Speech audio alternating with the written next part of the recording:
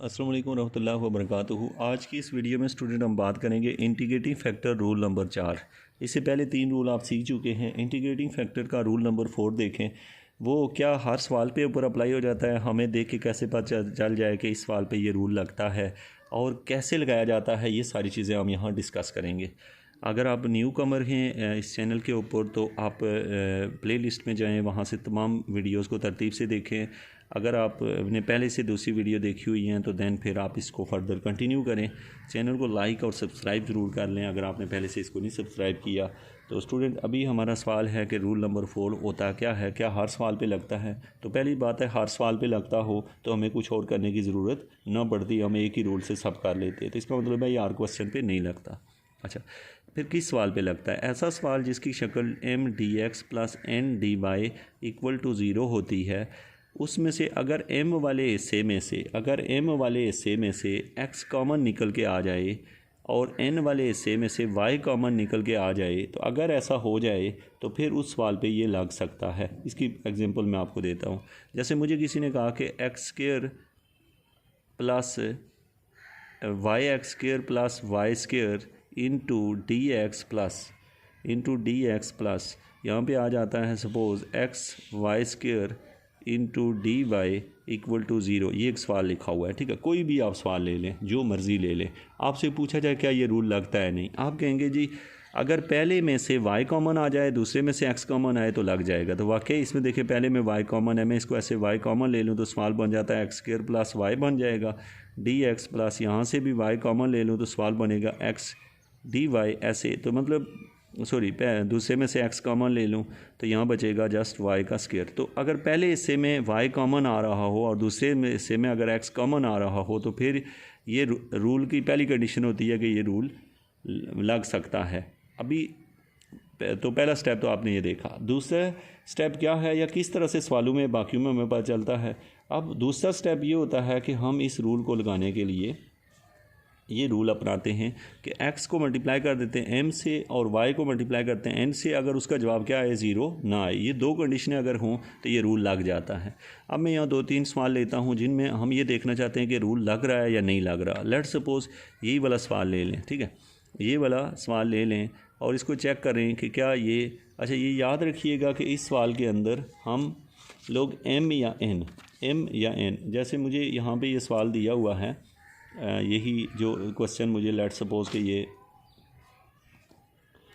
Given हो, जैसे यही सवाल है। मैं चेक करता हूँ इस पे ये रूल लग रहा है या नहीं। देखें मेरे पास सवाल है y² प्लस y का square into D X plus X Y का square into D Y equal to 0। अब देखें पहले में तो देखें y कॉमन आ रहा है, दूसरी दफ़ा x भी कॉमन आ रहा है। इट्स मीन के पहली कंडीशन सेटिस्फाई हो रही है। अब ये वाली कंडीशन चेक करनी है तो इसके लिए पहले मुझे m चाहिए। m की कीमत है y² प्लस y², जो डी एक्स के साथ होता है वो m होता है, और n की कीमत है x y का स्क्वायर।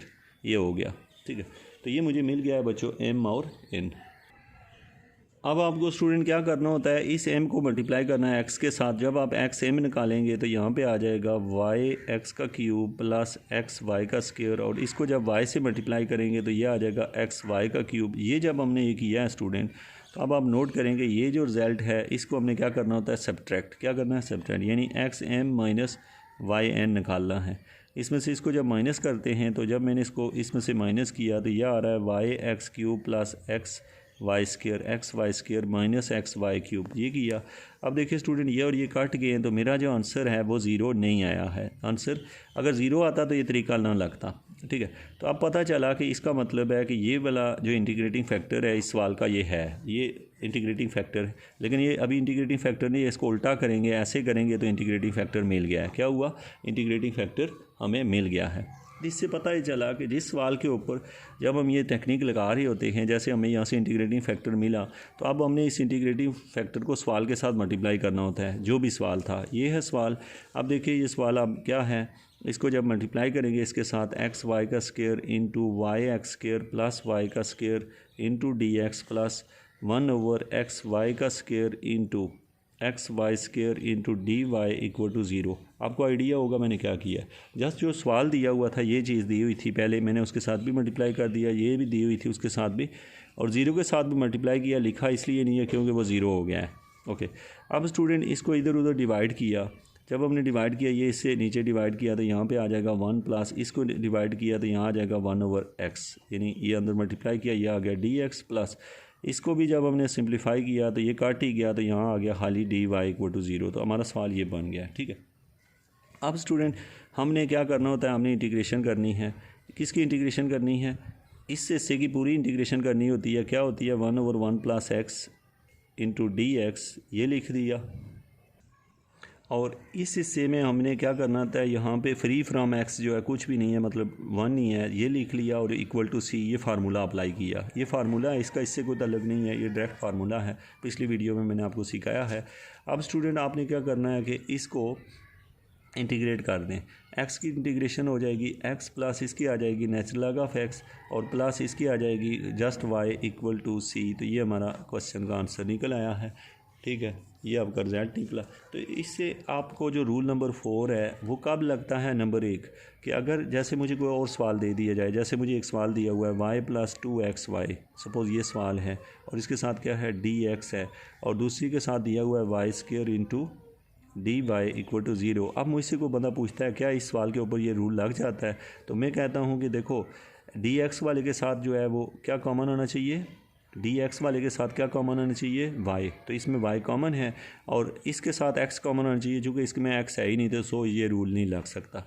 अब मैं एक और सवाल कहता हूँ आपसे, जैसे y यहाँ पे कोई कहता है y² + 2y³ है और साथ में दिया हुआ है dx प्लस इधर दिया हुआ है खाली x² dy, तो आप कोई कहता है तो लग जाएगा रूल? तो आप कहेंगे हाँ, क्योंकि यहाँ से y कॉमन ले सकते हैं और यहाँ से एक x कॉमन लिया जा सकता है।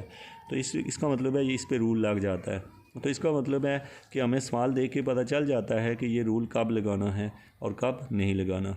लेकिन कंडीशन ये होती है जब ये अगर लग रहा हो तो फिर हम क्या करते हैं xm - yn निकालते हैं। अगर वो ज़ीरो ना आए, अगर ज़ीरो आ जाए तो फिर तो इंटीग्रेटिंग फैक्टर निकाल ही नहीं सकते ना, क्योंकि जो इंटीग्रेटिंग फैक्टर जिसको हम कहते हैं वो उल्टा करके लिखना होता है ऐसे xm - yn, मतलब इसका जो भी जवाब निकलता है उसको उल्टा करना होता है। अगर जवाब ही ज़ीरो निकल आए तो वो चूँकि इन्फिनिटी दे देता है, इसलिए हम कहते हैं इंटीग्रेटिंग फैक्टर नहीं निकलता। तो इस रूल से आपने ये लर्न किया कि ये रूल हर सवाल पे नहीं लगता, सवाल को देख के पता चल जाता है इस पे लगना है, और फिर उसके बाद जब लग रहा हो तो आगे ये कंडीशन भी देखते हैं। अगर ये कंडीशन भी चेक हो जाए तो फिर वो हमें सवाल की इंटीग्रेशन आराम से हम कर लेते हैं। तो ये था आपका आज का जो लेक्चर है। इसके बाद होप्स हो कि आप इंटीग्रेटिंग फैक्टर वाले जो क्वेश्चन है वो कर सकते हैं। Thank you so much.